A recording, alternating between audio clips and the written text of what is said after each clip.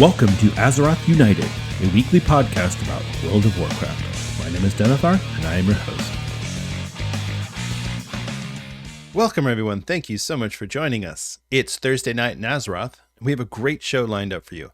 We're going to be doing a deep dive into the upcoming Legion Remix, the new game mode that has WoW fans in an uproar over various reasons. It's a lot to go over, so I've invited a good friend of mine, Nathea, to join us, and she'll be helping us break down Legion Remix. She was a big fan of Mop Remix, so this was a really good time to get her onto the show. I've been trying to do it for a while, so any excuse that I can. So that'll be in the main topic of the week. We also have a bunch of news. The news is all across the board. We've got Pandaria Classic news. We've got anniversary news. We've got modern WoW news. We've got midnight news. I mean, there's a lot going on. So yeah, pull up that chair and sit back and relax. Before I get into all the news, I'll do a really quick rundown of what I got up to last week in World of Warcraft, because as I've mentioned previously, I've had a lot of IRL commitments that have been preventing me from really doing what I want to do in WoW, which stinks, but that's how it goes. So between work and IRL responsibilities, family and whatnot, it's been a lot. So trying to keep things, keep myself afloat. Work in particular has been kicking my butt, and it's not fun. So yeah, it's that's how it goes. But anyway, so I did my 8 delves. I was going to do my Mythic Plus. I was all ready to go. I got into the looking for group, and I was ready to start looking for some people to do Mythic Plus with. And then I had to go. Had something that called me away, so I never got back to that. So I didn't do my 4 dungeons for the week for the piece of Hero Track gear, which, whatever. I did get some Hero Track pants in the vault, so that was pretty cool. I upgraded those to tier. So I think I have 5 out of 5 tier, and I think I have 4 of those are Hero Track, which is great, because that's pretty much as high as I'm going to get. So my gilded crest, here's the thing, and I'm trying to figure out the right way to do this. So I can upgrade some of these Hero Track pieces to 5 out of 6 and 6 out of 6. And then when we get the turbo boost, which we'll talk about in a little bit, I can finish upgrading those to, 7 out of 8, 8 out of 8. Or I can craft some bracers. So I've got the bracers right now. They are just regular 691 champion track default spark bracers. So I thought about converting those to Myth Track so I can have the embellishment. So I'm not sure. So that's kind of where I am right now. This is the problems that plague non-rating people. Well, what do I do with my 71 or whatever gilded crest that I have? Is all I got. Anyway, that's it's neither here nor there. But the WoW is a game that is played by lots of different types of people, and while I did at one point play at a higher level, I am not currently doing so. And so for me, it's kind of I'm going to take a break. I'll probably level up some alts with Legion Remix and do some stuff there. But as far as the rest of the War Within, I'm done with any sort of hardcore or high-end aspirations. I don't really want to go and try and get ranked on Mythic Plus, not even to maybe do just the Keystone Champion, and that's it. So I don't know, we'll see. Or Keystone Master, but that's kind of where I am mentally. I've got my other characters, and they're all just kind of chilling right now. And honestly, one of the things that I'm waiting for is I'm waiting to be able to buy the Veteran Track gear from the Delve vendor so that I can start gearing out my alts. And honestly, this is one of the biggest frustrations I have with the current gearing system in WoW, is that it punishes you for being aggressive with your alts, right? So like if I said, I'm going to go and start playing my warrior, my Fury Warrior, I could do that, but then I'd have to struggle to get gear for her. Whereas if I finished one more level of Delve Journey, then I can start buying these Veteran Track gear, and then she can just show up with full Veteran Track gear and kick butt. So it's like, well, I don't know. There's so much of WoW now is just that hurry up and wait, and it is a little bit frustrating. But anyway, that's kind of where I am right now. Is I'm just gonna take it easy. We've got Legion Remix coming up, then we've got Housing coming up. So as far as I'm concerned, I probably am just done for the season. But we'll see. Never say never. So yeah, that's pretty much it. That's where I am on the game right now. I really, I did do the new dungeon. It's cool. It's nice. Aquadom Aldani. I have not done it on Mythic Plus because I haven't done any Mythic Plus this season at all, like zero. So yeah, I don't know. We'll see how it goes. But anyway, that's it. That's all I have. That's all I have to say. Like I said, real life has been kicking my butt, so I'm just gonna take the L and move on from there. So, but we're gonna keep making Azeroth United episodes because that's what I enjoy doing in my spare time. Honestly, in a lot of cases, more than playing WoW. Maybe if I got back into a raiding guild or even like a Mythic Plus group, I might really do that. But when you're playing by yourself, yeah, you go and you do your adventures, but it's like I want to talk to people and I want to engage in that. And when you're playing by yourself, it's difficult to do that. So this gives me an outlet to be able to talk to people, and even though I'm not necessarily getting that back and forth, but we do get conversations going on the Discord, and we're talking about things. If you want to join the Discord, you can go to AzerothUnitedPod.com. But yeah, that's where we are. So anyway, enough of my rambling. We do have a lot to talk about, so let's get into the news.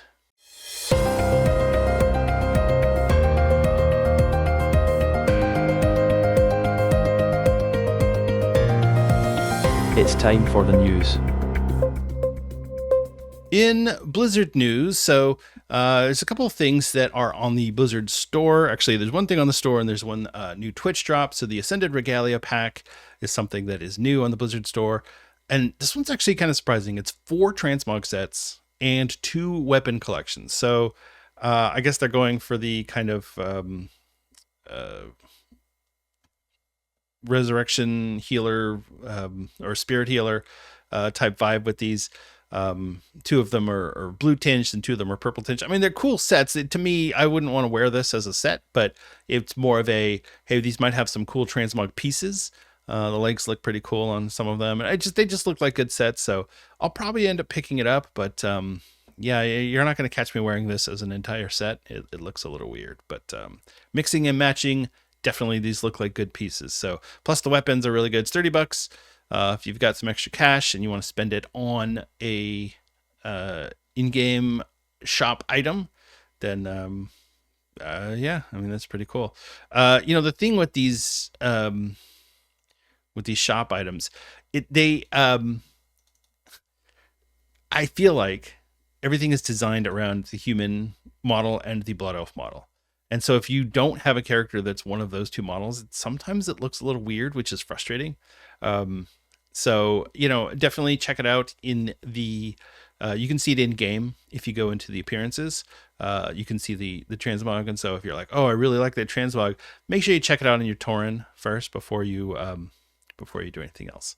And then there's going to be a new Twitch drop, which is a little mini Deadlord pet that you're going to get for doing your 4 hours of Twitch streaming or Twitch stream watching. You don't have to actually stream. You just have to watch somebody else stream. Watching them stream World of Warcraft. So this is how Blizzard encourages people to actually stream WoW. And I've said it before, and I will continue to say it. WoW is a really difficult one to watch on stream. I'm not going to lie. It's rough. I don't want to watch you do Keystones. I don't want to watch you do, whatever. I'd rather watch people play Classic. It's easier to follow. It's enjoyable. Hardcore even better, because then when people die, you get the good clips from the hardcore deaths. So I don't know. Check it out. I don't want to knock any WoW streamers because there are plenty out there, and some of them are very good and very entertaining. So definitely go check them out. I do always encourage you, if it's in your heart of hearts, to check out some small streamers, maybe people who only have a few members or none. No viewers. Jump in to their channel and just watch. You don't need to engage them in a full-on awkward conversation. Oh, it's really quiet in here. Nobody else is here. I'm the only one. You don't need to do all that. Just show up and watch them. And if they say something funny, laugh at their joke. Just put it in the chat. That was funny. Or, you're really good at this, whatever. Doesn't matter. That's how you help build people up and give new these up and coming streamers, help give them a chance to really build their community. So that would be my recommendation. If you want your little mini Dreadlord pet, Pit Lord. It's a Pit Lord, not a Dreadlord. Check out the Twitch stream for 4 hours of World of Warcraft viewing. If you are not sure how to do that, if you've never done it before, I will put the link to the Blizzard article on how to link your Battle.net account to your Twitch account, because you do have to do that, so you'll get credit for watching the 4 hours. But once you've done that one time, you're good to go from that on. Unless you're like me and you have 2 WoW accounts, and then you've got to figure out how to do this twice. Anyway, all right, that's that's what's going on there. We do have some. How do we want to break this down? Let's start with Mob Classic. We're gonna go. The realm consolidation took place as expected on Tuesday. As also expected, there were a lot of errors and bugs and issues with it, but for the most part, it seems like everything is okay. I've got my main characters transferred over to the new realm. I was on Atiesh, so now they're all on Leishen. So that's good. I left my guild still on Atiesh. I put one of my alts as the guild master, and so I don't even know what I'm going to do with that. I might just leave them there. He's a 36 priest. What do I need with that in Mythic Pandaria Classic? So, yeah, I mean, the whole thing is so awkward. And, one of the things that was really frustrating to me is that they do have the capacity to do guild transfers. They decided not to do that. And I don't understand why. Why wouldn't you at least give people the option to transfer their guild over? But they're buffing the amount of rewards that you can get from your guild, so you can earn them, or the speed with which you earn rewards for your guild. So you can earn your guild achievements faster and level up your guild. I still think it's kind of weird. And the day that this went live, the transfers went live, which was Tuesday the 23rd. They also launched game services for Mythic Pandaria Classic specifically up to 33% off, which means you could do a paid transfer for $7. Which was actually faster than the free transfer. So people were apparently trying to go in and snipe names for $7, which if you're doing that, don't be such a jerk. Come on. You're the problem, honestly. So yeah, the whole thing is just weird. And honestly, the more I think about it, cause I was going through this from a technical standpoint, trying to understand what the issue is, because Blizzard has done the cross realm multiple times in the past. They did it for Classic Era. They did it for retail back in the day. Why is it that we can't do this with Mythic Pandaria Classic? And Blizzard said they can do it. It's just too expensive. And I kept thinking about that, and it's like, well, so the issue comes in with, and this is going to get a little nerdy, so hold on here. Just bear with me for a moment. If you have World of Warcraft is managed by a database, right? And that database is built through many different sets of data, which we call tables. And in those tables, you have, say, for example, a list of every type of class in the game: Death Knight, Demon Hunter, blah, blah, blah, whatever. Okay. And then maybe there's certain additional pieces of information that are linked along with that. And then each one of those classes has an ID. So you have your class name and you have your class ID. And I'm using a very simplified version of this. This is not how their database is set up. We don't actually know how their database is set up. We only guess about it. So when you do this sort of thing, so you have a table that has every character listed out: character, name, level, race, class, whatever. And each of those different fields links to a different table. So you have a race, but it's not your race, it's your race ID. And that race ID links to the race table, right? So, and then your class ID links to the class table, and so on and so forth. So each of these tables links to each other. This is why it's called a relational database, because they all relate to each other. The reason that I bring this up is because every single character has an ID internal to the database. This is something that is only seen behind the scenes for data transactions to take place. So when you make a trade in game, it uses your character ID instead of your character name, because that ID is what links you to everything else within the database. That ID is unique to the database for your server, right? Each server has its own database. And so when you do things like cross-realm battlegrounds, things like that, or cross-realm looking for dungeon, they have to create certain restrictions on it because you can't just move things over in the same way. It doesn't work that way.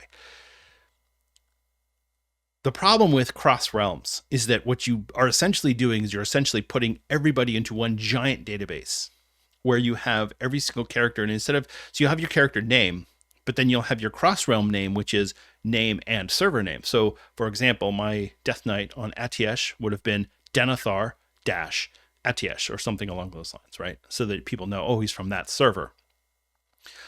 Well, what happens is when you merge all of these together, you might have different characters that have the same character ID for the merge. So you actually have to go through and update that character ID to a new ID number, right? You're essentially creating a brand new record for that existing character. So you have to make sure you go through and update every single one of these tables all over the place that reference that character ID and update it to the new one, okay?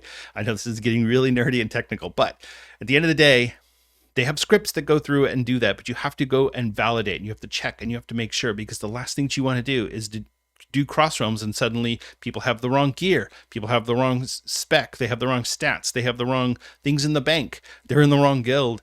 All of these things could go wrong if you mess with data integrity like that. And so, yes, it is possible. And yes, they do have tools for it. It's not like one person is sitting there going through and modifying the table one record at a time. But you do have to check it. You do have to validate it. It's a lot of records. And think about all of the characters that aren't being played right now. How do you validate those? You just have to go in and check the data. If you do your data validation and your data integrity check, that's all you can do. You can't call the person up and say, hey, can you log on to your monk that you haven't played since Mystic Pandaria launched? You leveled them up to level 10 and then you stop playing them and that's it. Can you please log on to them real quick? You can't do that. So you have to get it right, and you have to trust and know and have confidence that you got it 100% correct, or you will cause problems. And this is when people start talking about, oh, Blizzard, multi-million-dollar company, they can't do all these things, or multi-billion-dollar company. Yeah, they can do things, but it takes people. You have to have people to do it. And that's one thing that they are lacking in, because honestly, the layoffs hit them pretty hard. So, it is what it is. And I find it unfortunate that this is how things are turning out for Classic. I wish that Blizzard had had a better plan going into this, but obviously they didn't. They thought that they were just going to do one server and that was going to be that. And so there you go. Anyway, Pandaria Classic, if you have not logged on and moved your character over, go ahead and do that now, because I think the realms are going to be locked for a week or two, where you can't make new characters, and then it'll be pretty much wide open. So if you haven't claimed your name by then, you'll run the risk of losing it. So I would log on and transfer your character over. All right. Oh boy, Miss Pandaria Classic. In other Classic news, Anniversary Classic has announced the release of Naxxramas Phase 6. It's going to be on October 2nd. Which is pretty cool that they're pretty much done with Anniversary now. And it's unfortunate because I stopped playing and I do kind of miss it. But at the same time, I don't miss getting Naxx prep, because that's a lot of work and a lot of consumes to do Naxx. So honestly, good luck to everybody in the Adept Scholar Society. I hope, especially Raid Team 5, good Raid Team 5. I hope you guys are doing well. But yeah, I'm not sad that I'm missing out on Naxx, honestly. So yeah, there you go. And then what does that mean for the future of Anniversary Classic? I mean, we don't know. Are we looking at 3-4 months for Naxx? Probably. I'd say I'd give it 4 months. So October, we're going to go till about early February, and then maybe we'll look at a pre-patch for the Burning Crusade. But we'll get into that a little bit more when we talk about Midnight, because there's going to be some competition between those two. All right. So I was going to talk about the China Titan Forged servers, or Titan Reforged servers that Blizzard is working on.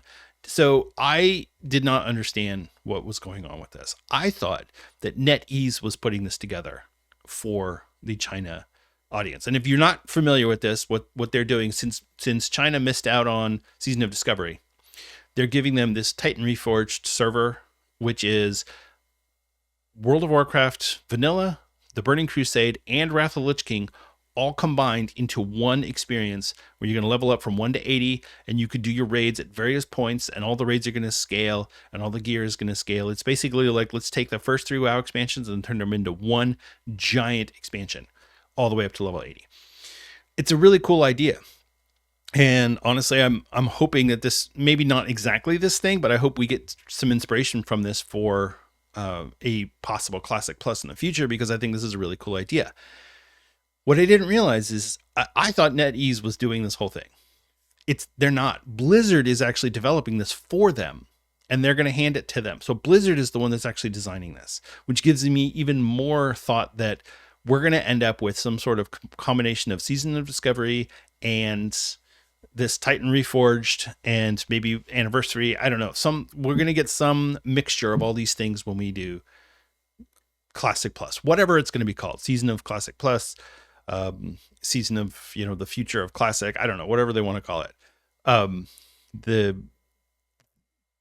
The Titan Reforged servers, and what they've said is that this is going to take up the majority of their development focus for the next year, which means that while they're doing this, I guarantee you they're also working on Classic Plus. What that means, though, if you really read between the lines, is that they are not going to be focusing on Progression Classic, which means we're not getting Warlords of Draenor, folks. We're not getting Legion Classic. This is it. Miss Pandaria Classic is the end. So, anyway, so I'm hoping that we can get some more information about this, because I'm really fascinated by this idea. So if we do, great. I might talk about it in a future episode. If we don't, that's okay. Whatever news we get, and it's tough because any news that comes out of China obviously is in some sort of Chinese language that I don't speak, whether it's Mandarin or Cantonese, however they do. I don't know. I'm not Chinese, and I didn't study Chinese in school, so I don't speak any of the language. So to me, it's all, I have to rely on Google Translate, and it's not always the best way to go. So anyway, that's what's going on there. So it'll be very interesting to see what happens with this in the future, because like I said, if Blizzard decides that this is how the route that they're going to go for Classic Plus, I think it'll be interesting for sure. I think also what might be kind of interesting is to take what they gave us in Season of Discovery, clean it up a little bit, because it was a little messy. Clean it up, streamline it, and instead of having us level up from 1 to 80, keep us at 1 to 60, keep us with the 1 to 60 talents, or, update some of those talents. That's fine. But give us the Burning Crusade and Wrath of the Lich King content as we are leveling up. So give us Molten Core and, Karazhan at the same time, right? Have us go do these other things instead of leveling up again into a new zone. No, give us the content, but have it be part of this Classic Plus type experience. You don't have to go through the same path that you went the first time. You can take us to the same location, but modify it a little bit. It's just an idea. I mean, everybody's got their own ideas of what Classic Plus should be, and I do want to do a full episode on just whiteboarding Classic Plus ideas. But for now, this is the only news that we have about a potential Classic Plus. So we'll stay informed as we hear anything new about the Titan Reforged servers in China. Okay. Let's talk about modern World of Warcraft. So we got the War Within patch 11.2.5 is going to be released on October 7th. This is going to be the Legion Remix, the Season 3 Turbo Boost, or at least the beginnings of the Turbo Boost, and the UI updates that they have announced previously. This is basically cleaning up the cooldown manager and making it so that it's a little bit more customizable. We are not getting the boss mods, damage meter, and nameplate add-ons yet. Those are coming with Midnight. So this is just cleaning up the cooldown manager, making it work a little bit better, which is still a good change, but it's not a huge deal, and some other UI updates. So that's what's coming in patch 11.2.5. I find it very interesting that there's no actual The War Within content in this patch, at least not that they've announced. Maybe there's going to be a new quest. I don't know. We'll see. But as far as I can tell, the main content is going to be Legion Remix. That's the bulk of what's going on in patch 11.2.5. So, yeah. And then this date of October 7th, which everybody suspected, but now that it's confirmed, then we know this is exactly what's going to happen. That allows us to kind of create some extrapolation for when Midnight might be released. So let's talk about that first. So Midnight, because of the disastrous midnight announcement reveal at Gamescom last month, or in August, I should say. Blizzard is doing a deep dive and dev Q&A on October 1st, so that you can submit your questions. And then what they're going to do is they're going to take those questions and they're going to answer them live on a stream, and we'll see how that goes. They haven't done this sort of thing for a while, and I'm really curious to see how this plays out. But I mean, people were mad. People were frustrated. They couldn't get the information they wanted. The information conflicted with each other. People were confused. People were frustrated. I'll tell you this right now. It was never more apparent that Blizzard lost a good chunk of their event coordination staff than this Gamescom event and reveal. It was a disaster. I doubt that Blizzard will ever do Gamescom again with this type of situation and this status of here's how it went. I guarantee you they're not doing Gamescom again. That was terrible. The audience was unimpressed by Blizzard. The people at home were mad that they had to watch all these shooters. I mean, it pleased nobody. The information was presented in a weird way. People were nitpicking every aspect of it. And yeah, people are excited for the expansion. And I'm not saying that people don't like Midnight and want it. They were just frustrated with the way that the information was presented. And Blizzard needs to understand that this is 2025. This isn't 2007 anymore, where you can just kind of be like, hey, check it out, wink, wink. You either have to go all in with your reveal and say, here's all the information, or you do a teaser, you drop the mic and you walk away and let people wonder. That's it. Those are your only choices. So hopefully they've learned a lesson from this, and they either do BlizzCon or they do the live stream that they did for Dragonflight and Wrath of the Lich King Classic. I thought that worked really well. Just do that again. Have your people sit in Irvine. Don't travel all the way to Germany. Have them sit in Irvine, do your little video, put it out there. Everybody watches it. They're happy. And I don't, if you want to have an event, you have to do a BlizzCon. You cannot hijack somebody else's event. It's not going to work. It's just not. So, yeah, that was weird. But anyway, so we're going to get this deep dive dev Q&A on October 1st. I don't actually know what time it's supposed to start, but I'm sure it's going to be on the World of Warcraft YouTube channel, which is at Warcraft. So, yeah, check that out, and or their Twitter feed. Either way, if I find it, I'll put it in the show notes. But I'm sure you'll be able to figure out what time that the video is going to be. So, in addition, they announced that the alpha for Midnight will begin on October 2nd. Now, this is where things get really interesting, because I'm a big numbers guy, and I love dates.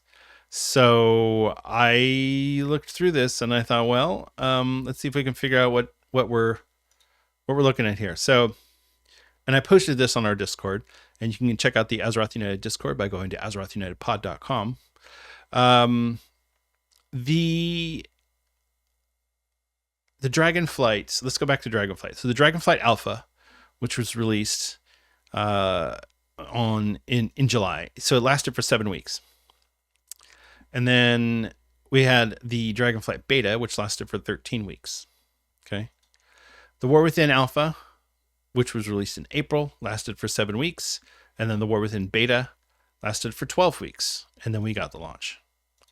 So now we have the Midnight Alpha. So if we go with the same formula, we're going to get 7 weeks, which is going to put our beta sometime at the end of November, which means that if we go with 12 weeks, that means we're going to get a launch in early February.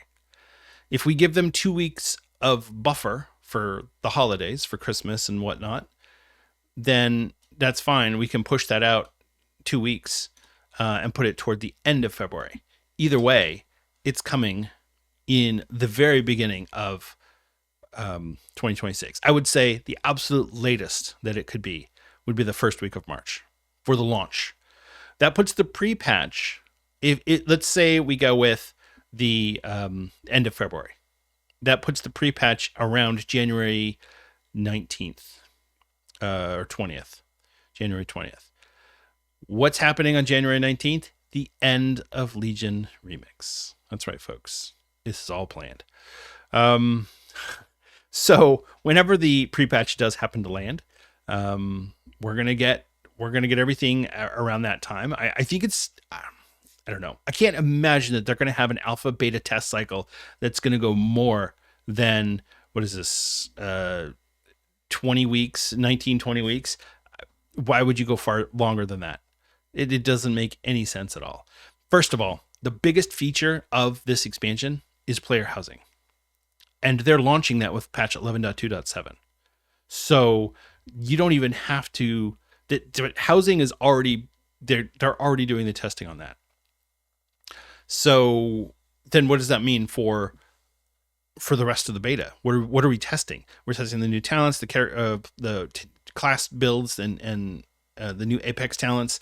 And then there's some new systems, the price system, and the new zones, but nothing earth-shattering, nothing groundbreaking is coming with Midnight. Player housing is the big feature, and that's being launched in patch 11.2.7. Now, when is patch 11.2.7 going to be here, you ask? Well, that is a good question.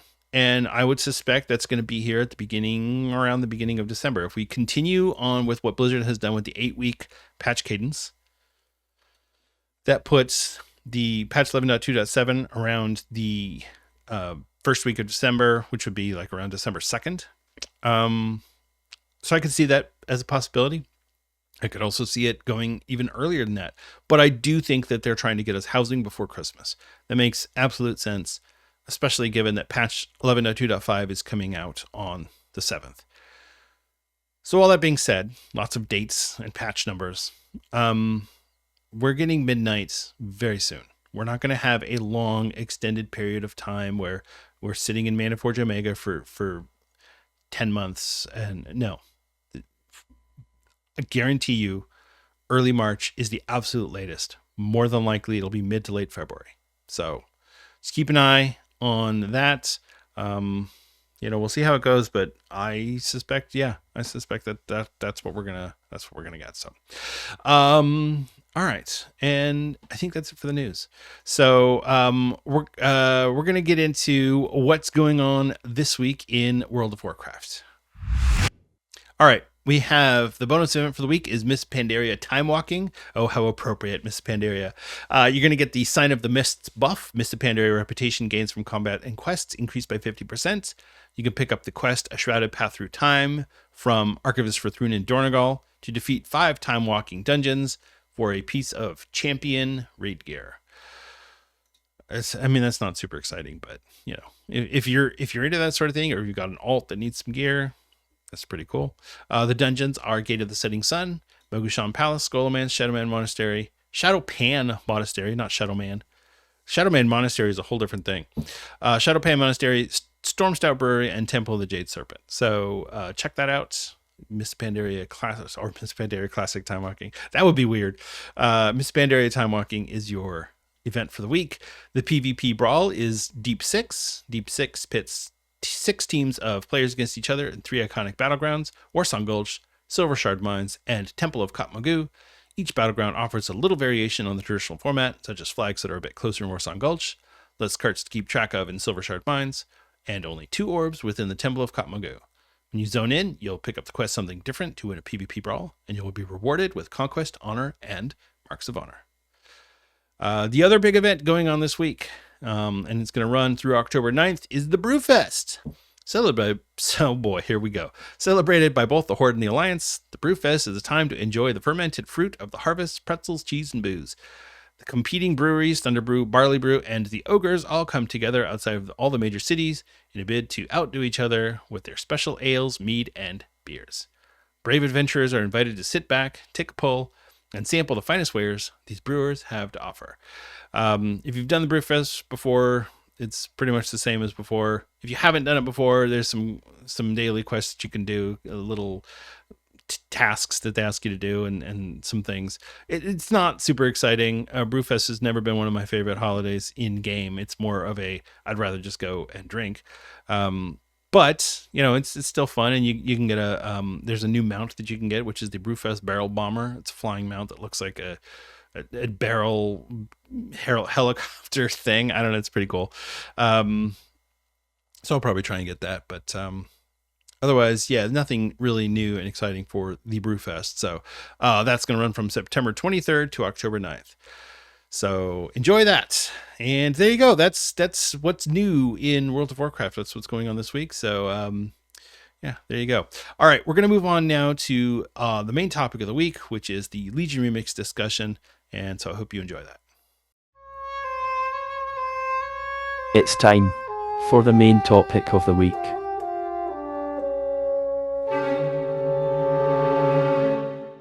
All right, our main topic of the week is Legion Remix. This is a new game mode that Blizzard has done previously with Mythic Pandaria. This time we're doing it with Legion. There's a lot to discuss and break down, and so to help us, we are inviting my good friend Nathea onto the show. Nathea, thank you so much for joining us. Thank you so much for having me. I'm very excited to be here. Well, thank you. I'm glad. I've wanted to get you on the podcast for a while, but I never had a good excuse. So now here you are, and I've got you. You're my prisoner. Yes. So, yeah, you were a big fan of Miss Pandaria Remix, and so I thought this would be a good time to bring you on to talk about Remix and to kind of share your thoughts on it. So why don't you, first off, just tell us about your experience in Mop Remix. How did you like that? What did you think about it? So I was one of those players in Mop Remix to play almost every single day. I wanted to get all the dailies done. I wanted to get all the mounts, the transmogs. I wanted everything. I'm a massive collector. And I loved the fact that there was no limit on your power. I loved being able to go into the raids on Heroic and just solo it. I had a massive blast with Mop Remix, and I'm very excited about Legion Remix. Yeah, it looks good. It looks really good. What if you had to say one thing that you didn't, and I didn't prep you with this one. If you had to pick one thing about Mop Remix that you did not like, what would you say would be the one thing? So the major thing I didn't like, they ended up fixing in the end, but I did not like how slow the progression was at first. Right. I think it was way too slow. I wasn't gaining power fast enough, and a lot of the promises that they made about being able to solo content was just not happening until they fixed it later on. Right. Okay. Yeah, and that's definitely going to be addressed here. So let's talk about Legion Remix. First of all, Legion is probably one of my favorite WoW expansions. I don't know if it's the same for you. It's my absolute favorite. Nice. Okay, so you're excited about this. Yes, very. All right. So there's a couple of things that we know so far. There's going to be some things that we have to wait and find out as they come. But what we do know is what is and what is not going to be available in the remix. So in the remix, we've got all the dungeons and raids, of course, the story campaign, the order halls, the artifact weapons, Legion assaults, world quest, invasion points, and the withered training. What we do not get is the Mage Tower artifact appearances, the PvP artifact appearances, the seasonal PvP gear appearances, and the mission table. I feel like that's a good mix. I mean, what are your thoughts on the Mage Tower? Because a lot of people have some opinions on that. So I never actually played Mage Tower when it was current content. Same. But I definitely really wish I did, because I'm very upset that I missed out on a lot of those artifact appearances. Mm-hmm. I wish that they maybe did recolors or different versions of the artifact appearances for those who did miss out on it for taking a break or just not being at that level of content. Right. But I definitely feel like keeping it locked is a good idea for those who earned it at the time. At least the original appearances, right? Yeah. Right. Okay. And I mean, I feel the same way about the PvP stuff. Nobody should get the special PvP. What is it? The Glad appearance. You shouldn't be able to just do that. So, all right, I'm good with that. I'm okay with all this. I'm happy to not have the mission table personally. I never really liked the mission table, and I felt like we were forced to do it. So it was like, gotta do the mission table. Yeah.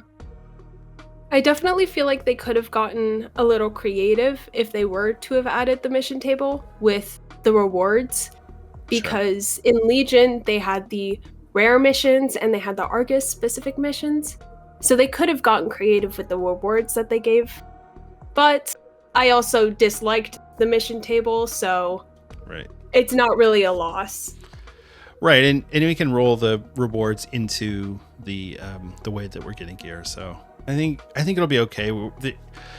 I feel like what they're trying to do is they're trying to just hit the high notes and give us just the best parts of Legion without any of the slog, because it was a slog.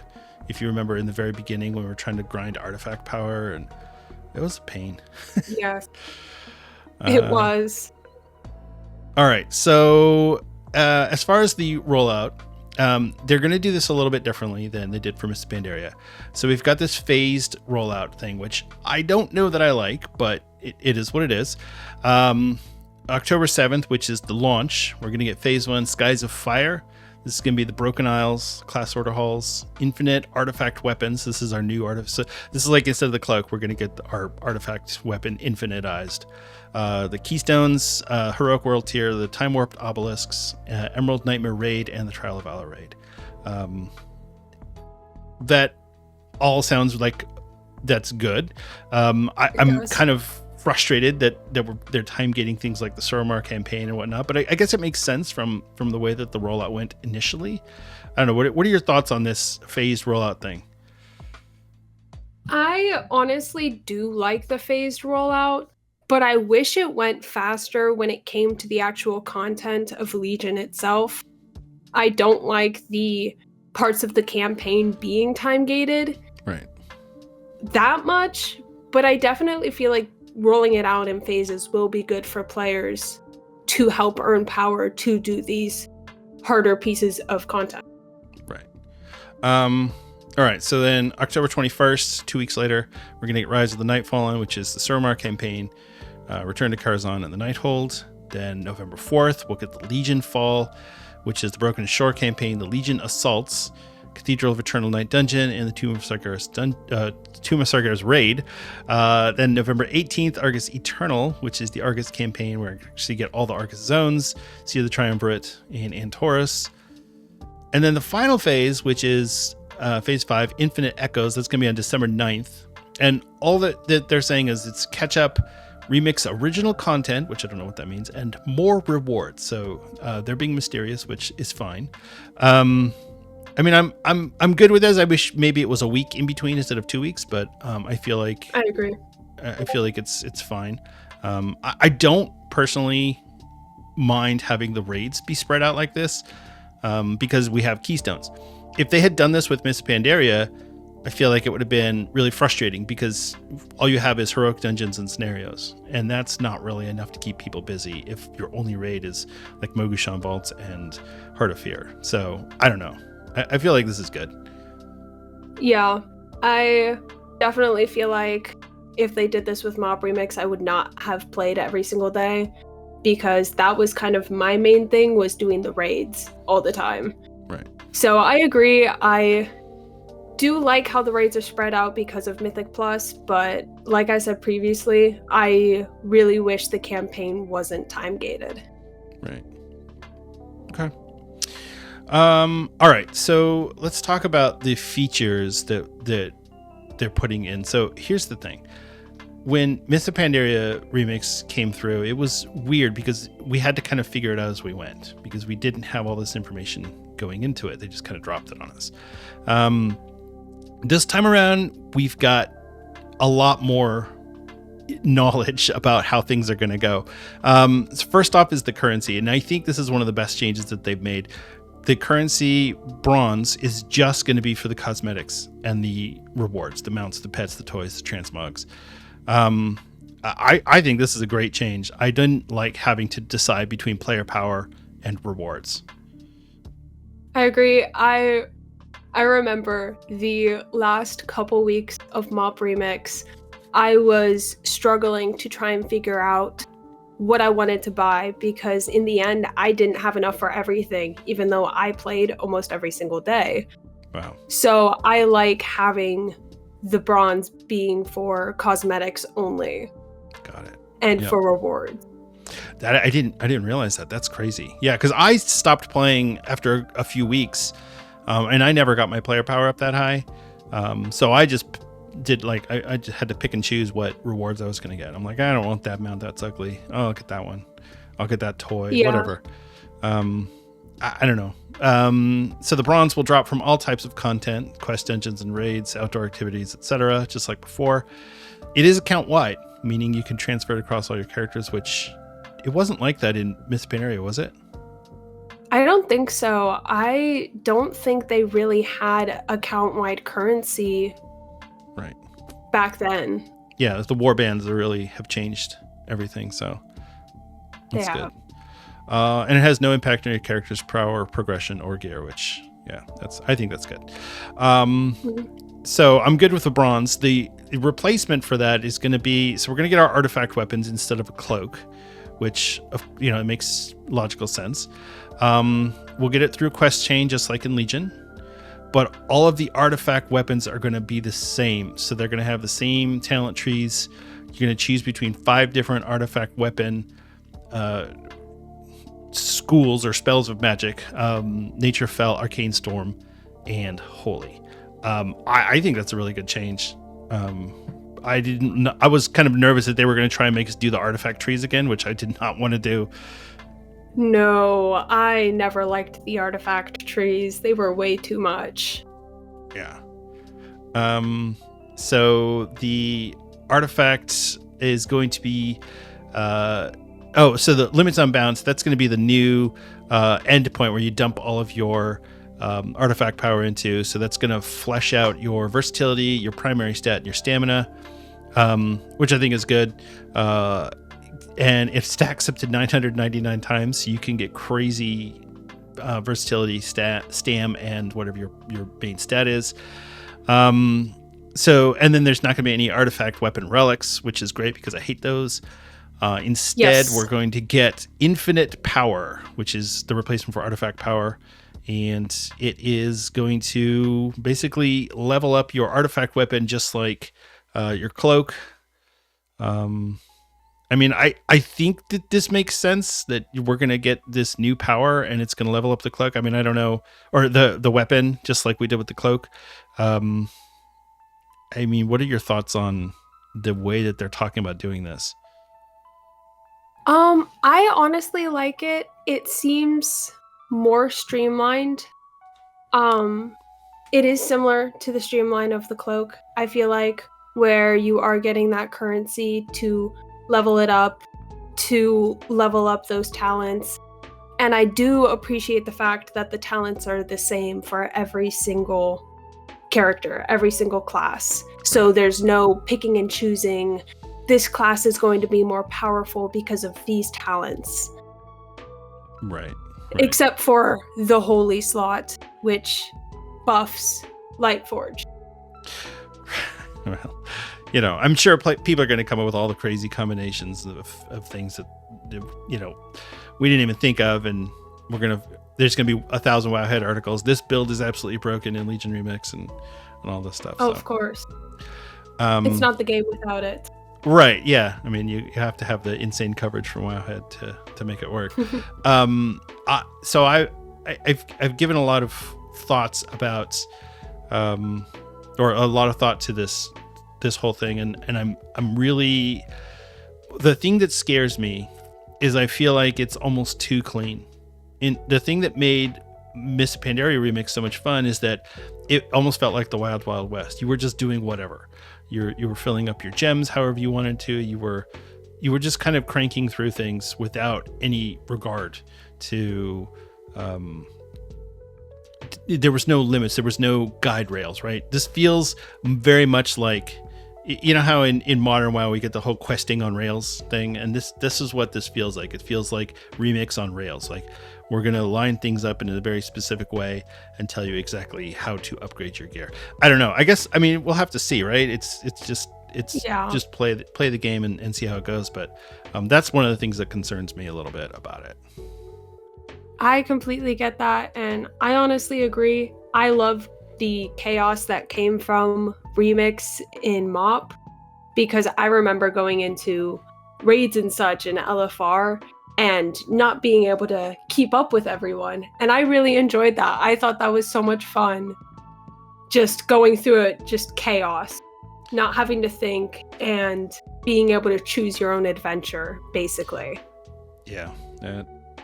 I'm hoping that we're going to get that, but just maybe there's a little bit more rules about it. But I mean, we'll see. I don't know. This is certainly an interesting way of doing it, and it definitely seems more structured. But so the artifact weapons themselves are going to give us stamina, versatility, our primary stat. You can get speed on the artifact weapon, which is great, because that was one thing I was concerned about. Are they going to let us do a speed build, right? Because that was some of the most fun, is when you get those crazy speed builds. Just really being able to run everywhere, not having to mount up. You're like, yeah, screw the mount. I don't need that. Yeah, I did really like that. And then XP gain is the other thing that you're going to get on your artifact weapon. So this is going to drop from mementos, I guess is what they're calling them. And then so you can get something that will either level up your artifact weapon or it will allow you to get different stats on it. So I guess we'll see. Now, I don't know. I saw conflicting, and I didn't know if you saw anything about this. If the infinite power was account bound, like if you level up your weapon on your main, is your alt going to get a benefit like you did with the cloak in Miss Pandaria? I believe that the infinite power is not account bound. I think I was reading somewhere, but there was another buff that they were making account bound that would make a lot of these currencies easier to get, like the infinite power. Okay. Which was the limits unbound buff, I think. Oh, right. Okay. So as you fill that out, yep. There's I forget what it's called. There's some achievements that you can get that allow you to collect at a higher rate. Okay. Yeah. And I didn't write that down, but yeah, I know what you're talking about now. Thank you. Yeah, I'm like, I don't know how this is supposed to work, and that's one of the things that's frustrating to me. I feel like it's a little too confusing for normal people to understand, and so I don't know. I guess we'll see. How it goes, right?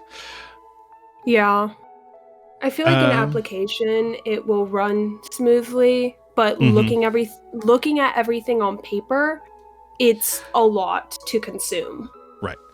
So, but the moral of the story is you're going to be able to buff your artifact weapon with infinite power, which is going to be collected alongside your bronze. So basically everything that you do in the game that gives you bronze will also give you infinite power. You just spend them in different ways. So I don't know if that's going to be ultimately, if it's going to be a better solution. It feels better. And I think that's really the answer that everybody wants is, does this feel good? Does it feel like it's fun? So I think that's going to work. All right. Any more thoughts on artifact weapon before we move on?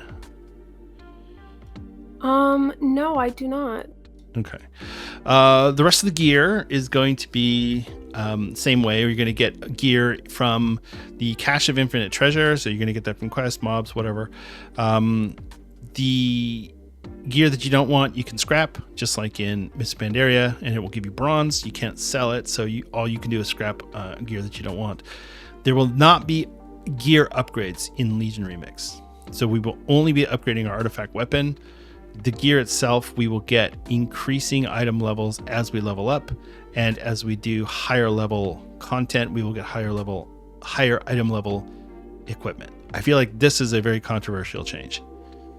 Yes, at first, when reading about it, I didn't know how to feel about it, because I did enjoy leveling up the gear because it felt like I could push those limits a lot more. But with the addition of Mythic Plus, I feel like taking out the gear upgrades was the best way to make it a little more streamlined to gearing up, because you could just do Mythic Plus to get the gear that you need. Right. That's a very good point. Yeah. And that'll also encourage people to do Mythic Plus while they're trying to gear, so they can, because it's just going to scale up. So that's a really good point. I'm curious to see how the Mythic Plus goes in the beginning, because of course at the end, I know people were saying on the PTR they were doing like 30 keystones, Yes. keystone level 30, and that's great at the end. But what about at the beginning when we have no awesome abilities yet? So Yeah, I'm a little hesitant to do Mythic Plus, especially in the beginning. I feel like I will definitely stick with more of the world content and whatever raids have been released, because I want to get more powerful so I'm able to solo those Mythic Plus dungeons. Yep, I'm with you there. All right, it says additionally at max level, items like Mote of a Broken Time or Flawless Thread of Time will combine into raid level equipment and are quest rewards, drops from bosses, empowered enemies in the heroic world tier, and rare elite enemies. So we're going to get these things that's going to allow us to create raid gear or raid level gear, which will be really cool. So I think they've put enough things in here to make it so that we're not going to feel bad for not being able to upgrade our gear. We're just going to be replacing it constantly is what I'm getting from this. So yeah, which honestly I feel like will help with gaining the currencies, which will help with getting the bronze that you need to purchase everything. I feel like that's very important because of what happened in Mop Remix, struggling to afford everything. Right. Okay, so item drops, green drops are going to be stamina and secondary stats only, because all of your primary stat is going to come from your weapon. The blue item quality or rare item quality, that's going to add a tertiary stat, so avoidance, leech, and speed. So I think that's kind of interesting, because we'll be able to pick and choose. You get a piece of avoidance gear and you're like, get rid of that crap. You get a piece of leech or speed gear and you're like, yes, now we're talking. I'm either going to build my healing set or I'm going to build my speed set. So yeah, I definitely think that's a good addition. Yeah, and then the epic gear, the purple gear, will be adding more stamina and increased item level. Yeah, I think that's good. All right. As far as the jewelry goes, necks, rings, and trinkets. So this is the one that I found really interesting, because I started reading through the artifact traits and I was like, I don't know how any of these are going to work, because reading numbers, this ability does this thing, and it's like, well, that's great, but I need to actually see it in action, and I didn't get on the PTR to test this out. So the jewelry will increase specific artifact traits. They will only have stamina and whatever the effect item is, and they will all be unique equips. You can't get two items that will affect the same artifact trait, which is kind of interesting. So yeah, I think that's fine. The jewelry in Mop Remix also was not very, like, it was all very specific to certain things, wasn't it? Yeah, if I'm remembering correctly, the jewelry had the gems that you could put into it that would increase certain stats. And then you could combine the gems to make them more powerful. And I honestly wasn't the biggest fan of that, because you could already upgrade your cloak to get more of those stats. So I feel like making it so that it's affecting the artifact traits is a really good idea, and will really open up a lot of possibilities and create some of that chaos I was talking about earlier. Yeah, definitely. Which, that sounds to me then we're basically just gonna be collecting rings, trinkets, and necks, and just have them all for whenever we want to do a specific thing, which is fine. Just need bigger bags, right? I was going to say, it makes me wish that we could get 40 slot bags. Yeah, right. I just remember in Mop Remix, my bank always being full, because I had all the gems and I had it was always full. Yeah, because having at least one of each gem that was max level was really important, because they had all of those secondary stats. Right. All right. Okay, let's move on from gear, unless you have anything else to add on gear and items. I do have something else I want to add yes, about the please. gear. I found something very interesting about the gear because of how the artifact weapons work, where it's stamina, primary stat, and versatility. But now the specific pieces of gear will have specific secondary stats attached to them. And I think that's pretty cool. I'm just very curious to see how that will upgrade long term. Will those be able to become super powerful like they did with the cloak? Right. Yeah, that's a really good question, because I think all the power gain that we seem to be looking at here, none of it seems to be coming from regular pieces of gear. It's like, oh, the jewelry will give us power, our artifact weapons will give us power. The regular gear sounds like just kind of plain. I don't know. Yeah, I do appreciate that it's percentage based and not specific numbers. So that will help. Let's talk about that for a second. So because I forgot to put that down. So the secondary stats are all percentage based, and there are no stat caps. So it's not like you're going to hit the crit cap or the haste cap. It's just going to keep scaling up.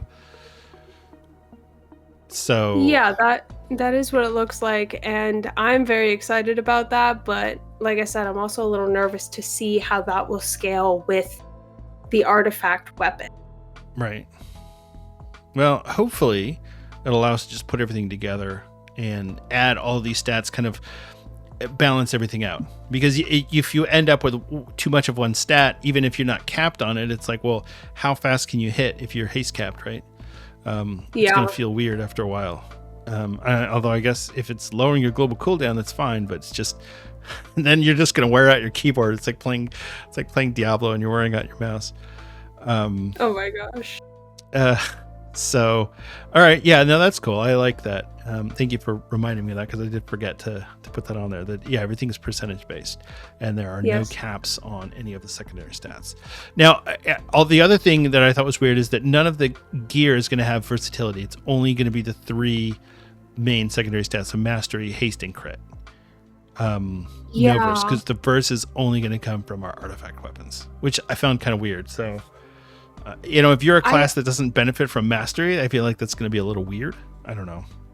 Yeah, I definitely feel like that's going to affect early gameplay very heavily, because you're not going to have as much versatility early on because you haven't upgraded your artifact weapon enough. But if you've started raiding already, then you're going to have so much more of those other stats, because you're going to have that epic quality gear and have those high percentages of mastery, crit, haste, without the versatility. And for so many classes, versatility is a must. Yeah, especially the tanks. And really just anyone, if you want to solo content, you're going to want that versatility. But this actually reminded me of something else that I was wondering about, because I didn't see this, and maybe I just missed it, but will we be able to get artifact weapons for a second spec? Because you remember in original Legion, you actually had to fill out you didn't have to fill out everything, but you had to do a certain amount of things in order for you to be able to go back and get a off-spec artifact weapon. And I don't know how they're planning to handle that this time, if you're going to have to actually fill out your artifact weapon, or if we're going to be locked into a specific spec this time around. I'm hoping that it's similar to how it works in retail now, where if you just if you get to a certain level or complete a certain amount of content, you can unlock the second appearance. So I hope that that's what they do with Remix, where you can just unlock it by doing content. I see. Well, I guess we'll see. Because that, to me, was one of the biggest flaws of Legion as the expansion, because it's one of my favorites, but it's not my favorite because that was so frustrating, where you're like, well, I'd love to be able to switch to my off spec, but I can't because I don't have an artifact weapon yet. So it really made it frustrating for someone like me, where I have a character like my main Denethar. He is blood and frost, and I'll switch back and forth between those two constantly. But when I did Legion back in the day, I had to start with blood, and I couldn't get frost until much later on. So I don't know. Yeah, I ended up being very lucky with Legion, where I have my specific class. I played a priest. I was a holy priest for the time that I played Legion. And I guess I was very lucky that I hadn't started my druid at that time, because she's my main now, and I switch between feral and guardian. Right. Yep. Yeah, it's. I guess we'll see. I mean, if they make it so that you can get your artifact weapon, or maybe what they'll do, because the war bands, once you've unlocked it on one character, you'll be able to do it on all of your alts. So you have to do it the first time, and it's going to be a pain. But after that, everybody else is going to be unlocked. I could see them doing something like that. I guess we'll see. Yeah, that would be nice, especially with how Remix works. It is a very one character type game mode, at least for someone like me. Mm-hmm. Yeah, because the more you spread out your time on alts, the less power you're going to have. So exactly. So I wanted to ask you though. So Holy Priest, huh? So you never got Xalatath back in Legion?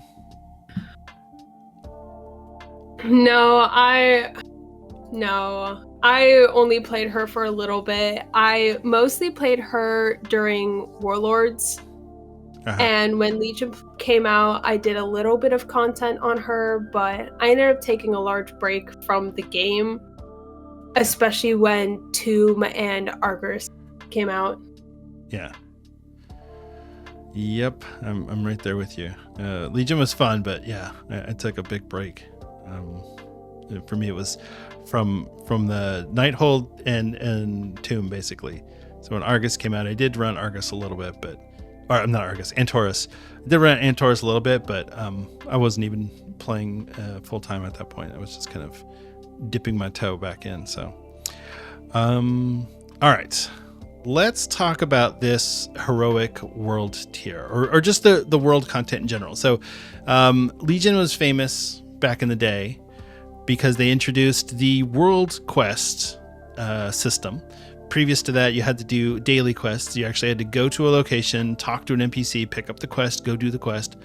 And what Legion did is it gave us the ability to just go out in the world and, oh, look, there's a quest here. I'm just going to do it right now while I'm just in this area. And when you finish the objective, it auto-completes for you and you get your reward. We had never had that before. It was really cool in Legion that they did that, and they're bringing it back, but they're giving us a little twist this time by giving us the heroic world tier. So this will be an increased difficulty world tier called the Shattered Timeline. Enemies will have more health, do more damage, and have new and unique buffs. And there will be empowered mobs, which will have additional abilities. There are 4 different empowered effects, and the mobs can have 1 or more of those effects at any time. What are your thoughts on the heroic world tier? I personally love the idea of a more difficult level of content that is isolated so that you can pick and choose what level that you want to be at. Right. Especially for the players that are looking for more of a challenge. Like for me, especially at the end of Remix, I wanted a little bit more of a challenge with the mobs and enemies that I was facing. So right. I think having a higher risk, more reward type tier is a really good idea. Right. Okay. Yeah, I like this, and it sounds like it's kind of like the storm on the Siren Isle, where you can just leave at any point if you want to. You just have to talk to the person. So that's cool, because you get in there and you're like, oh, this is too much for me. I can't. I'm on a mage. I'm getting my ass kicked. Exactly. So and there's also an ability that you can use that will take you out of it, so you don't just have to talk to somebody. I've seen. Right. Yeah. Okay. So just like the little flag they give you in the Siren Isle, it just automatically removes you. But then can you go back in, or does it lock you out for that time period? I'm curious. I think that I'm not 100% sure, but I think that you would have to talk to the NPC again in order to. Is it an NPC or an interaction? I think it's an NPC that you have to talk to switch it. Regardless, yeah. But it's like doing war mode, right? You can leave war mode easily, but to get back into it, you got to go to the capital city, right? Yeah, which I like that, and I like that there's multiple ways to get out of it. The ability, talking to the NPC, and if you die, talking to the spirit healer. Right. Oh, that's right. Yes. Like, oh, you suck, you died. We'll let you out. And what do you think about these empowered mobs? So I looked at the empowered effects. I'm like, yeah, this just seems like a lot of work. I don't know. I'm curious to see how that goes. Yeah, they seem like pretty generic effects, especially with the Mythic Plus affixes that we've gone through, where they have empowered mobs. Right. So they seem like ones that we've seen in normal WoW. And I do like that there's ways to differentiate each empowerment. Right. Okay, and then these time warped obelisks are going to be the new. It's going to be a buff that it'll give you when you're out in the world, and I think these will work even if you're not in the heroic world tier. If you're just in the regular world tier, it'll still give you a buff. But these, I mean, if you're doing the heroic, you're this is pretty much going to be required to go to get these buffs from these obelisks.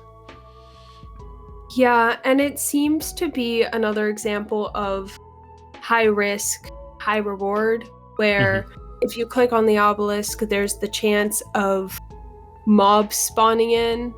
That's my assumption. I think that's pretty cool because not only are you getting a buff, but you're able to loot the mobs for more rewards in the end. Okay. So it's incentivizing the... Okay, that's cool. I like that. Okay. Yeah, and again, I looked at the buffs. They seem pretty generic. Nothing super exciting. All of the buffs in that I've read through so far, nothing seems particularly groundbreaking, but I feel like when you actually get into the content and start doing it is when we determine, oh, this one's broken. Blizzard's going to have to nerf it. So enjoy it while you can, right? Yeah. All right. Any more thoughts on the world quest and the world tier? Not really any more new thoughts. I just really like what they're doing with the world and making it more interactive for players and creating that choose your own adventure. I always love that in this game of being able to choose what to do for the day. Well, I mean, that's what made Legion such a memorable expansion for so many people, is that there were constantly people running around the world. And when we did Mop Remix, yeah, there were people running around, but for the most part, people were in raids, and that's what you were doing. So you were sitting in, either sitting in the capital city or going directly to the raid. But I mean, we were just sitting in queue for a good chunk of Mop Remix, just waiting for the queue to pop. So I don't know. I think this is really good. It's going to make the world feel so exciting. Yeah, I remember the only place in Mop Remix that had a lot of traffic was the Timeless Isle, and that's because of all the rewards that it offered from doing that content. Right. But other than that, the world did feel really empty. You would only see a player every once in a while when killing a rare. But other than that, it's like you said, they were in raids or in the capital city. Yep. All right. Speaking of which, let's talk about Mythic Plus. So, like we talked about earlier, Mythic Plus is going to be available in Leech Remix, and we're going to be able to scale it all crazy and wild, just like everything else in Mop Remix was. I think it'll be really interesting to see how players handle this. If there's going to be certain classes that are really good at doing Mythic Plus. I mean, I would assume that like tanks are going to be really good at it. I don't know. I'm pretty excited about Mythic Plus in Remix. I am too. I'm very excited to push past those limits, especially after watching so many high level keys in those like different events that they hold. Oh, like the MDI and everything. Yeah. And that's crazy. Seeing that they kind of max out at 30, 31, to be able to push past those limits is really cool. And I'm really interested to see how that plays out. Well, yeah, and they can't even go that high anymore because since Blizzard changed the scaling for Mythic Plus, MDI is usually in the 20s.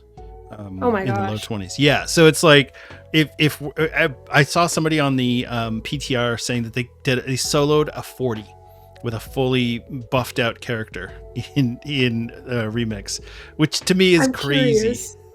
What class were they playing? I don't even know. It was I think it was a Mr. GM Twitter post, but yeah, and it's like that's it's pretty cool. Yeah.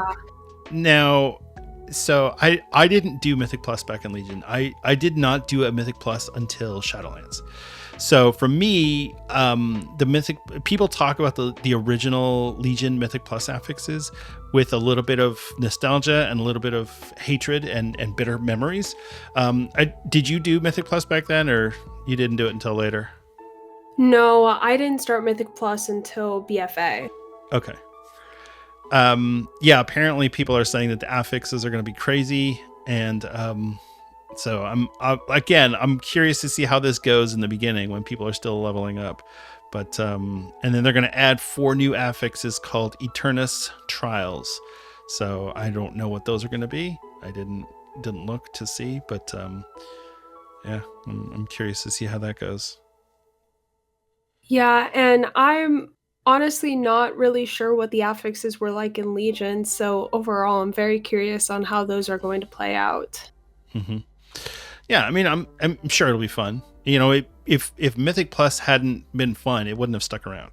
So I think you know, this is definitely a good play from Blizzard. So and I think that's all of the main content that's coming with the game. I mean, things like the Legion invasion and the assaults and stuff like that. Whatever. I'm sure you'll get some good rewards for it. I'm not too excited about that. Because I hated that stuff back in Legion. I didn't want to do any of those because they were annoying. Especially the Legion invasions. Ugh, I hated those. Yeah, I honestly did like the zone assaults. Uh-huh. Those were a lot of fun flying around, especially when everyone came together to kill the big bosses. Right. I enjoyed that in the pre-patch, and I enjoyed that in Legion itself. So I'm excited to see how those will play out, especially with everyone being so powerful, and I really hope that will help liven the world up. Yeah, that's true. I mean, I definitely feel like we're going to see a lot of people running around. And maybe there will be heroic versions of that as well if you're in the heroic world tier. That'll be interesting. You know, bigger risk, bigger rewards, right? Yes. Yeah, and there you go. So speaking of rewards, so let's talk about this phase 5 thing. So Blizzard gave us just a little tease. They said catch up, which okay, that makes sense. There's gonna be a catch up mechanic for alts. Remix original content. Now I have no idea what that's gonna be, so all we can do is speculate. Do you have any thoughts about what remix original content might be? A part of me is hoping that they'll expand a little bit on the lore itself of Remix, because I kind of find that idea very interesting, how it's the infinite Dragonflight wanting to look back at the past and learn about it. Right. So I really hope that they expand on the lore. Okay, I like that. You know, as you were saying that, I was remembering like the Illidan quest line and then the Chromie quest line. Those were really good quest lines, but it's like, you know, I want more of that. I want more of that type of gameplay. So yeah, I think that would be actually a great idea. Just give us a little bit more of those, the background for some of those characters. I think that could be a lot of fun. Yeah, for sure. And especially since we are becoming more friendly with the infinite Dragonflight. Oh, they're our besties now. It'll be interesting to see how we can maybe expand on our relationship with that Dragonflight. Yeah, definitely. Okay. And then more rewards is the last thing that it says. Now, more rewards could mean a million different things. But so I just went through and did a whole calculation on the release dates for the alpha for patch 11.2.5 and kind of speculated on when we're going to get midnight, when we're going to get player housing, all that. And I'm suspecting that we're going to get player housing sometime around the beginning of December, which is exactly when this phase 5 launches. Which to me, if there's a good time to give people player housing rewards, in this type of content, that would be it right there. Like, oh, you know that whole player housing thing that just opened up? You can get rewards for it from Remix. Yeah, and it'll give people a lot of incentive to play Remix as well. And hopefully that will give us some Legion-inspired decor. That would be really cool. I would love that. I mean, could you imagine getting Valshara or your class order hall based rewards? That would be awesome. Yes. Oh, I would love that. Okay. I like that idea. All right. Dear Blizzard. Start the email. Yeah. No, I'm just going to send them a tweet. I don't have time for an email. So what are your thoughts on Remix? What are you planning to play? What is your goal as far as Remix goes this time around? I'm not 100% sure what I'm going to play. It'll kind of be what I'm feeling in the moment. I went a little bit out of my comfort zone with Mob Remix and I played a Hunter. I do have a Hunter at high level, but I never really played her. So I started a Horde Survival Hunter, even though I'm mainly Alliance. Right. So I might want to mix things up, or I might want to play it safe and go Guardian Druid or Mistweaver Monk, which are my two current mains. Ooh. So right now, those are kind of my ideas of what I'm going to play. Mm-hmm. But it'll definitely depend on how the content is set up, especially in the beginning. I know that Guardian Druid would probably be a very good pick for things like Mythic Plus, being able to run through and just plow down everything. That sounds like a lot of fun to me. Yeah, that does. I'm actually, I mean, my main is a Death Knight, but I'm like, I don't know, maybe I'll make a Death Knight and just tear through everything. It's always fun to stay true to your main. Well, I mean, I've changed mains so many times, and I mean, Blood DK, Resto Druid, my Resto Druid's now Guardian Druid, my Holy Paladin is now Prop Paladin. I'm like all over the place, so I can't I can't decide. Yeah. But you know, that actually reminds me, there's one thing that I forgot to mention is that you can't make an evoker this time around because they decided not to make an evoker class order hall, which I think is smart because that would just been a lot of work for really not a lot of gain. But I think you can make a Drakthir. So if you want to make a Drakthir warrior or rogue or something like that, you could do that. So we'll still see our dragon buddies running around, just no evokers, which whatever, that's fine. Yeah, I am a little disappointed because it would have been cool to get some evoker specific rewards, especially since they honestly don't have a lot to grab from for transmogs and for mounts. So I did kind of wish that they would have done something with that, but I understand why they didn't, because that is a lot more work put into this game mode that would have neglected other areas in the end. Right. Well, it would cost us a raid tier, right? All right. Any final thoughts before we wrap up the segment? I just want to say that Remix during Mob was a lot of fun, and I liked how loose it was. So I am a little worried about Legion Remix on paper. I like all the content that they're introducing, but with the power systems, it's a little too clean, like you said. So I definitely will have to wait to see how it plays out and how it'll actually apply in game. Right. Okay. I think that's fair. I think, you know, that's the case with everything these days with Blizzard is, you know, you go, well, it sounds interesting, but we'll see how it goes. See if they can pull it off.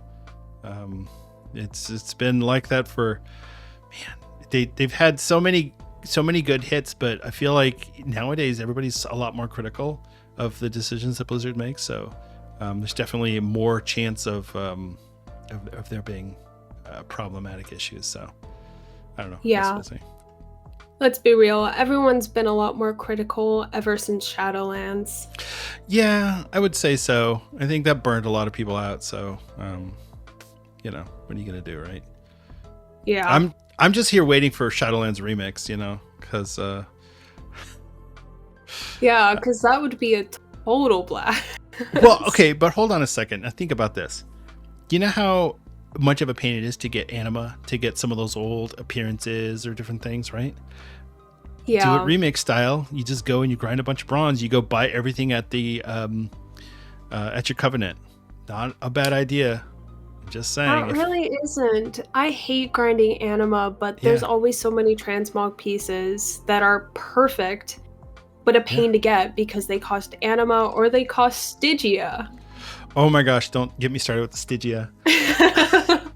I'm gonna have trauma flashbacks dealing now. with them all. No, I went back into Shadowlands a couple months ago because I wanted the wings, the black and purple wings from Kyrian. So I had to. My paladin was like, I don't know, level 2 or 3 of the Path of Ascension. So I had to completely grind that out and do the whole Path of Ascension thing. So that I could get, because you have to complete every single one in order to be able to purchase the wings. But I did it, and it took me like 2 weeks to do the whole thing. But it's like, you know, okay, so I got one piece of transmog out of that. How cool would it be for us to be able to get all of the transmog? I'm thinking this might happen. Yeah, I do really like the transmog from Shadowlands. That was definitely one of the highlights, but acquiring it is such a pain, so maybe having it as a remix isn't a bad idea. Yeah, and then you get to run Castle Nathea every day, so that wouldn't be too bad. That really wouldn't. And Sanctum of Domination, hot take. I absolutely love that raid. Yep. And then Torghast remix. Oh my gosh. Okay, we're cooking here. I like this. Okay, I actually like this idea. Oh man. All right. Well,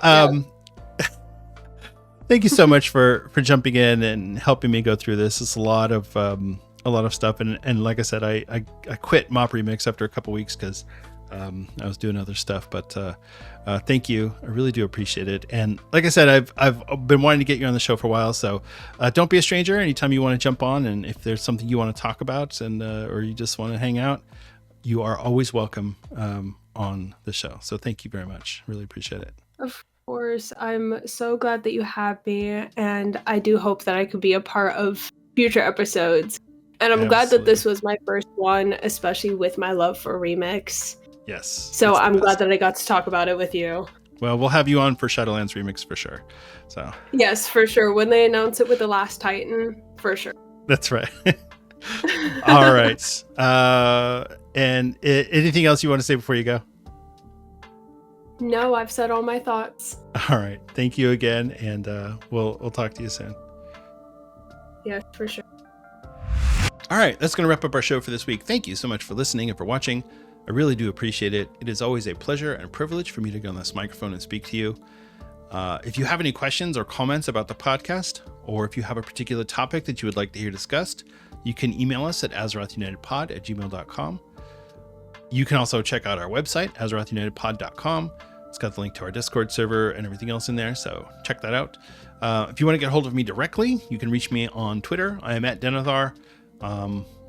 That's really the best way to do it. You can also get me on Blue Sky at Denethar there as well, but I don't check that one every day, so Twitter is probably the best. But if you don't want to get on Twitter, that's fine. That's why I have Blue Sky, because I know a lot of people don't like Twitter, and I tend to agree, but it's easier to get in touch with people on Twitter. It's just the reality. So if you are enjoying the show and you'd like to help us out, there's a couple ways you could do that. You could consider leaving us a 5-star rating and review on Apple Podcasts or Spotify. That really helps out the distribution, so if you are inclined to do so, we'd be very grateful. If you're watching this on YouTube, you can help us out by giving us a like and a subscribe, or leaving a comment. Any of those three would help. All three would help the most. Yeah, and if you do leave a review on Apple Podcasts or a comment on Spotify, I will read it on the show in this segment here, because, like I said, those really help out the distribution. That's the name of the game, is one, how many reviews do you have? What rating do you have? What's your score, right? And on YouTube, it's retention, how long are people watching the videos, how are people commenting, stuff like that. Honestly, the likes it's cool to get and it's nice to see, but I don't think that the algorithm really cares that much about the likes. So but if you subscribe, that really helps as well. So the other way you can help us out is by joining our Patreon. You can get there by going to patreon.com/Azeroth United. Patreon is where you can get updates for the show, and people can there's several different tiers that you can join in our Patreon. We've got all the way from our free tier to our top tier, which is the friend of the show. And the friend of the show patrons, these are people that give their IRL money to help out with the production of Azeroth United. And I would like to thank them right now. That's Judge Omni, Stuglife, Thelial, and Greybeard. Thank you all so much. I really do appreciate it. You definitely help make Azeroth United possible. And so there you go. Check out the Patreon or leave a comment, whatever you want to do. Those things all help us out. If you don't want to do anything and you just want to enjoy the show, that's cool too. I'm happy with that. But I do love engaging with fans of the show and people who are enjoying listening. And if you want to send me some beautiful words of encouragement, I'd appreciate that. If you want to insult me and call me names, that's fine too. Just don't leave a low level review on Apple Podcast. That would stink, because that feels bad, man. Just telling the truth. And there you go. So that's gonna wrap up our show. So thank you so much again for listening. I really do appreciate it. Remember to be good to each other out there. That's a real life person on the other side of that keyboard, and maybe they like Legion Remix and you hated it, and and now you guys are mortal enemies. It's okay. All you have to do is just nod and smile and just be kind, and that's really all you need to do. So all right, take care. I love you all, and I'll see you in Azeroth.